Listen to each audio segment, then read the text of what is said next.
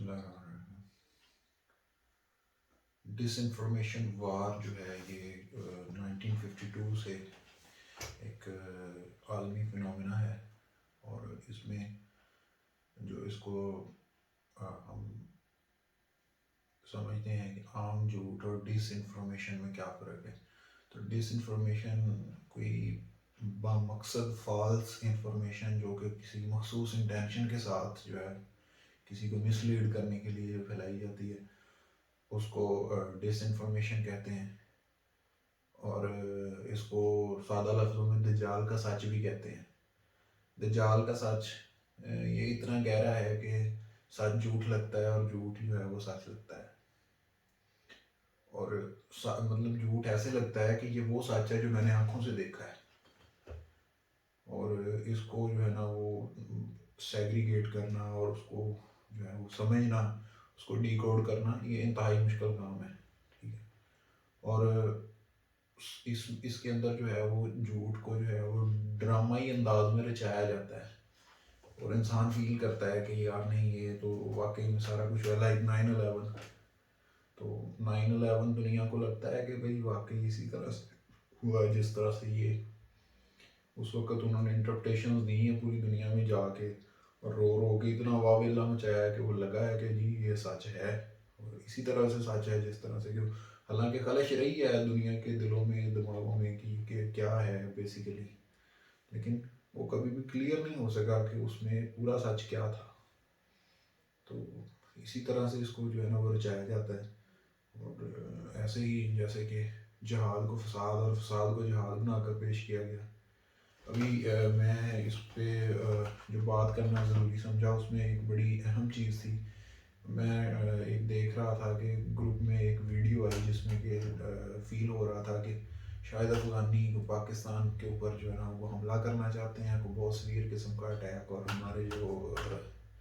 KPK areas ہیں ان کو وہ آزادی دلوانا چاہتے ہیں۔ تو میں اس کا ٹرانسلیشن پڑھ کے جو ہے نا وہ چونک گیا کہ یار یہ کیا لکھا ہوا ہے،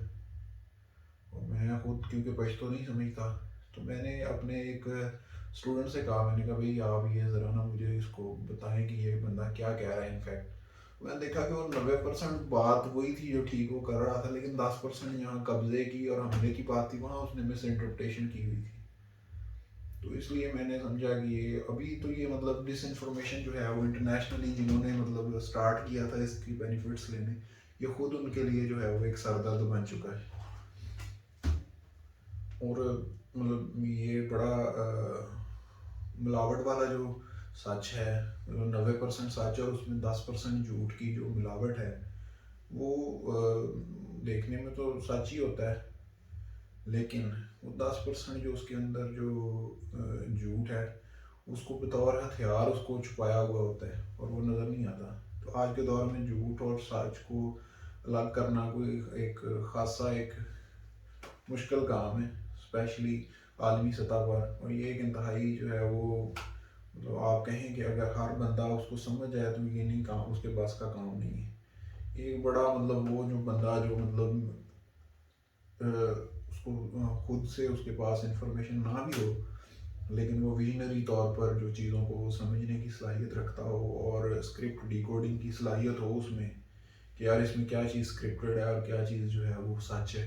تو وہ بندہ سمجھ سکتا ہے۔ اور وہ میری جو اب تک کی اسیسمنٹ ہے اس کے مطابق 0.3% لوگ ہوتے ہیں جن کے اندر یہ کیپیبلٹی ہوتی ہے کہ وہ چیز کو اپنے طور پہ جو ہے وہ اسکرپٹ ڈی کوڈنگ کر سکتے ہیں۔ اور ابھی جو مطلب وقت چل رہا ہے اس میں جو متعدد عالمی طاقتیں ہیں انہوں نے ڈس انفارمیشن کو بطور ہتھیار استعمال کیا ہے۔ رشیا نے یوز کیا ہے، امریکنز نے یوز کیا ہے، اور بڑی عالمی طاقتوں نے اس کو یوز کیا ہے۔ یہ اس میں اسپیسیفکلی جو ابھی مطلب یہ ویسے تو ہمارے جو لوکل سطح پہ ادھر بھی ہوتا ہے یہ سارا کچھ، لیکن مطلب آپس کے ہمارے معاملات میں بھی بہت کچھ اس طرح سے ہوتا ہے، لیکن جو عالمی سطح پر جو ہم بات کریں گے تو یہ حکومتوں کی مضبوطی کے لیے، حکومتیں گرانے کے لیے، معاشروں کو غیر مستحکم کرنے کے لیے، کسی فوجی آپریشن کی راہ ہموار کرنے کے لیے، تو یہ چیز استعمال ہوتی ہے، اور یہ مطلب کہہ لیں کہ سب سے سستا اور تیز ترین ہتھیار ہے، ٹھیک ہے۔ میں سجیسٹ کروں گا کہ جو لوگ بھی اس کو ڈس انفارمیشن کو سمجھتے ہیں وہ ایک تو اسٹڈی کریں کہ یہ گلوبل سینٹر آف انگیجمنٹ کیا ہے. ٹھیک، یہ بیسیکلی انٹرنیشنلی ایک جال اس طرح کا بنا ہوا ہے. صحافتی ادارے، خبر رساں ایجنسیاں، سوشل میڈیا ریگولیٹرز اور جو خفیہ انٹیلیجنس شیئرنگ ایجنسیاں ہیں وہ مطلب اس طرح سے رچاتی ہیں اور اس کی فنڈنگ کی جاتی ہے. ایک چیز کو ٹرول کروایا جاتا ہے اور وہ اس کے پھر بیک اینڈ اس کے لنک بنائے جاتے ہیں تاکہ وہ جب اس کو کوئی بندہ، اب ہمارے ہاں ایک جو سب سے بڑا پرابلم ہے نا وہ یہ ہے کہ ہم ہر چیز کی تصدیق جو ہے وہ گوگل سے کرتے ہیں. ہم بیٹھے ہیں، ہم دیکھتے ہیں کہ یہ اس طرح سے ہے، تو ان کو پتہ ہے کہ یہ ڈھونڈیں گے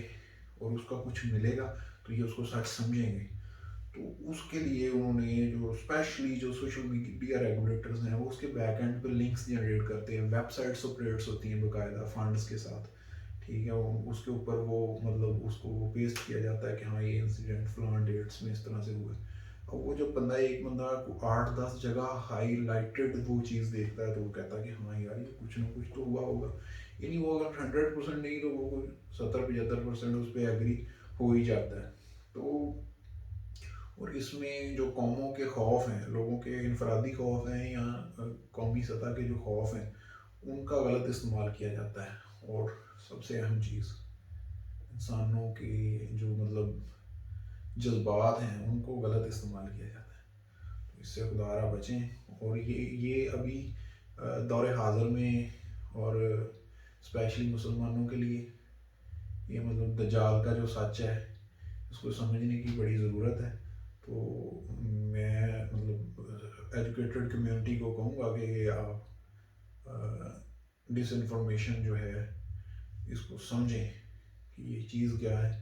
اور اس کو جو ہے وہ کسی بھی معلومات کو پرکھنے کے لیے، یہ اللہ تعالیٰ کا قرآن پاک میں بھی ہے کہ جب آپ کے پاس کوئی معلومات آتی ہے تو اس کے جو پیرامیٹرز ہیں اس کے مطابق اس کو پرکھیں، کوشش کریں کہ اس کو پرکھیں. اور اگر آپ اس کو پرکھنے کی صلاحیت نہیں رکھتے تو پھر کم از کم یہ دیکھ لیں اس کے اوپر عمل کرنے سے پہلے کہ اس کے نیگیٹو سائیڈ امپیکٹس کیا ہیں، اور کسی قسم کے جذباتی یا خوف کے انداز میں اس کے اوپر عمل نہ کریں.